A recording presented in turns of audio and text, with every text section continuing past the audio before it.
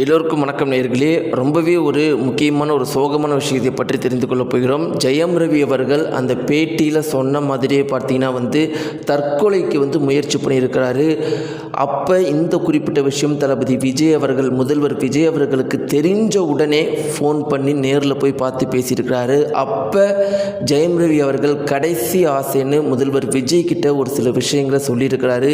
இன்றைக்கி இந்த ஒரு குறிப்பிட்ட விஷயம் சமூக வலைத்தளங்களில் வெளியாகி 2 நாட்களுக்கு முன்னாடி எப்படி அந்த பேட்டியின் மூலமாக எல்லாருக்கும் மிக பெரும் அளவுக்கு கஷ்டம் இருந்துச்சோ, இவருடைய கடைசி ஆசைன்னு சொல்லிட்டு தளபதி விஜய் அவர்கள்கிட்ட இவர் சொன்ன விஷயம் இன்னைக்கு வெளியாகி எல்லாரையுமே மேலும் கஷ்டப்பட்டிருக்கு.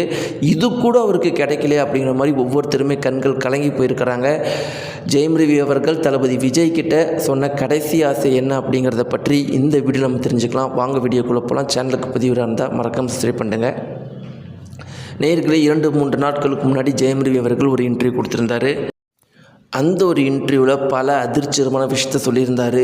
நான் ரத்த வாந்தி எடுத்துகிட்டு இருக்கிறேன், என்னுடைய மனைவி குடும்பத்தினார் எனக்கு பிளாக் மேஜிக் பண்ணிட்டாங்க அப்படிங்கிற மாதிரியும், என்னுடைய பையனை கூட பார்க்க விட மாட்டேங்கிறாங்க, இந்த உலகத்திலேயே எனக்கு பிடிச்சது, என் வாழ்க்கையில் ரொம்ப சந்தோஷமாக இருந்த நாள் என் பையனோட டிக் படத்தில் நடித்தது தான். அதை கூட நான் சமூக வலைத்தளங்களை பதிவிட்டிருக்கிறேன். ஆனால் என் பையனை தான் எனக்கு ரொம்ப பிடிக்கும் அப்படிங்கிற அந்த விஷயத்தை தெரிஞ்சுக்கிட்டு என் மனைவி பையனை கூட பார்க்க விட மாட்டேங்கிற, பாடி கார்டை போட்டு அமுச்சு விட்டு நான் பார்க்க போனால் அந்த பாடி கார்டை வச்சு என்னை அடித்து துரத்துறாங்க.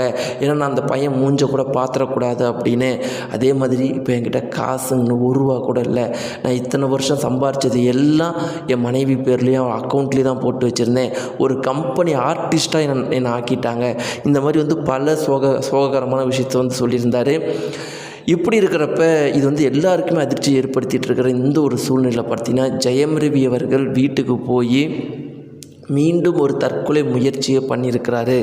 இந்த ஒரு குறிப்பிட்ட விஷயம் உடனடியாக பார்த்தீங்கன்னா தளபதி விஜய் அவர்களுக்கு தெரிவிக்கப்பட்டிருக்கு. ஏன்னா தளபதி விஜய் அவர்கள் ஜெயம் ரவி அவர்களோட ஒரு நல்ல நட்போடு இருந்திருக்கார் அப்படிங்கிறது ரொம்பவே முக்கியமான விஷயம். தளபதி விஜய் அவர்கள் இவ்வளோ பெரிய முதல்வர் அப்படிங்கிற ஒரு இடத்துக்கு போயும் யாரையுமே இது வரைக்கும் அவருடைய வாழ்க்கையில் இருந்தவங்கள மறக்கலை. உதாரணத்துக்கு ஜீவாவுடைய அப்பா இறந்து போன விஷயம் தெரிஞ்ச உடனே தளபதி விஜய் அவர்கள் 2 நாளில் பதவியேற்பு சம்மந்தப்பட்ட இது அதுக்குள்ளே அவர் தன்னுடைய பெரும்பான்மை நிரூபிச்சாகணும், அதற்காக பல எம்எல்ஏக்கள் கிட்ட ஆதரவு கேட்கணும். அப்படிப்பட்ட ஒரு சுச்சுவேஷனில் கூட 2 நாட்கள் இருக்கிற ஒரு சுச்சுவேஷனில் கூட தளபதி விஜய் அவர்கள் ஜீவாவுடைய அப்பாவை போய் நேரில் பார்த்துட்டு அந்த இறந்த அந்த இடத்துல போய் அவருடைய உடலை பார்த்துட்டு தான் வந்தார். அதே மாதிரி தான் தளபதி விஜய் அவர்கள் ஆட்சிக்கு ஒரு சில வாரங்களே இருக்கிற இந்த சுச்சுவேஷனில் கூட ஜெயம் ரவி அவர்கள்கிட்ட பர்சனலாக ஃபோனில் பேசி அவர்கிட்ட நேர்லேயும் பார்த்து பேசியிருக்கிறாரு.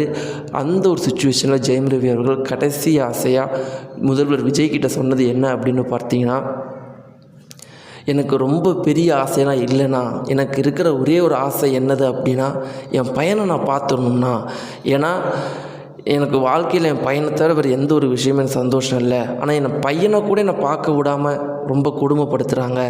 நீங்கள் முதல்வராக இருக்கிறீங்கன்னா நான் ஒரு முதல்வர்கிட்ட ஒரு கோரிக்கையாக கேட்குறேன், அதை என் பையனை மட்டும் நான் பார்க்க வைங்க அப்படிங்கிற மாதிரி ஜெயம் ரவி அவர்கள் ஒரு கண்ணீர் மல்க பேசினோடனே முதல்வர் விஜய் அவர்களுக்கு பார்த்தீங்கன்னா ரொம்பவே சென்டிமெண்ட்டாக அவர் கண்கள் கலங்கிட்டார். ஏன்னா அவர் தன்னுடைய மகள் யாரையுமே பார்க்காம தனியாக இருக்கிறாரு, மனைவியும் இல்லாமல் தனியாக இருக்கிறார் அப்படின்னு நம்ம எல்லாருக்குமே தெரியும். அவருக்கும் அந்த ஒரு ஃபீலிங்ஸ் புரியும் அப்படிங்கிறதுனாலையோ என்னவோ உடனடியாக கண்கள் கலங்க ஆரம்பிச்சிட்டாரு. அவர் அதிகமாக பேசல. சொன்ன 2-3 வார்த்தைகள் என்ன அப்படின்னா, ஜெயம் ரவி நான் இருக்கிறேன், உனக்கு ஒன்றும் ஆகாது, நான் முழுக்க நீ ஆசைப்பட்டது எல்லாமே நடக்கும், தைரியமாக இரு, இதற்கு மேலே இந்த மாதிரி தற்கொலை முயற்சி பண்ணுற எதையும் பண்ணாத, என்னை நம்புனா நீ எனக்காக என்னை நம்பி கொஞ்ச நாள் எனக்கு டைம் மட்டும் கொடுங்கிற மாதிரி சொல்லிட்டு போயிருக்கிறாரு அப்படிங்கிற ஒரு முக்கியமான தகவல் வெளியாகி இருக்குது. எல்லாருமே ஜெயம் ரவியுடைய நெருங்கிய உறவினர்கள், நண்பர்கள்லாம் இன்றைக்கி தளபதி விஜய் அவர்களை தான் நம்பி இருக்கிறாங்க. ஜெயம் ரவி அவர்களுடைய நிலைமையை மீட்டு தரப்போகிறாருன்னு பொறுத்திருந்து பார்க்கலாம். தளபதி விஜய் அவர்கள், முதல்வர் விஜய் அவர்கள் என்ன பண்ண போகிறார் அப்படிங்கிறத நீங்கள் இந்த செய்தியை பற்றி என்ன நினைக்கிறீங்க? உங்களுடைய கருத்துக்களை மறக்காமல் கீழே இருக்கிற கமெண்ட் பாக்ஸில் தெரிவிங்க. முதல்வர் விஜய் அவர்கள் இந்த ஒரு சுச்சுவேஷன்லேயும் தன்னுடைய வாழ்க்கையில் இருந்த யாரையுமே மறக்காமல் பண்ணுறாரு. அதே மாதிரி அவரால் ஜெயம் ரவி அவர்களை இந்த சுச்சுவேஷன்லேருந்து மீட்டு கொண்டு வர முடியுமா முடியாதா? உங்களுடைய கருத்துக்களை மறக்காமல் கீழே இருக்கிற கமெண்ட் பாக்ஸில் தெரிவிங்க. நன்றி.